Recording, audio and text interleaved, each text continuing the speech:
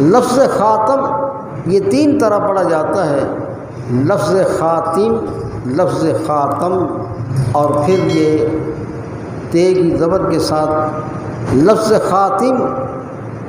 اور خاتم ایک معنی ہے ختم کرنے والا، اور لفظ خاتم اس کا معنی ہے مہر۔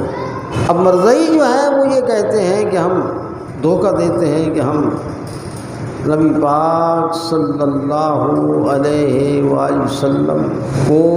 نبیوں کی مہر لگانے والی ذات تصور کرتے ہیں، آپ کی مہر کے بغیر کسی کی نبوت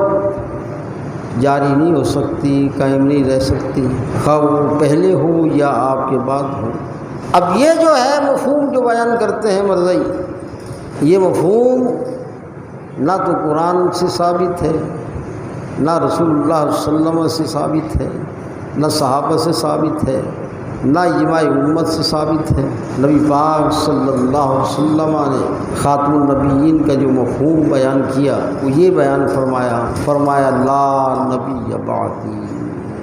میرے بعد کوئی نبی پیدا نہیں ہو سکتا، انا خاتم النبیین، میں آخری نبی ہوں۔ اور اس کی سرکار نے مثال ارشاد فرمائی۔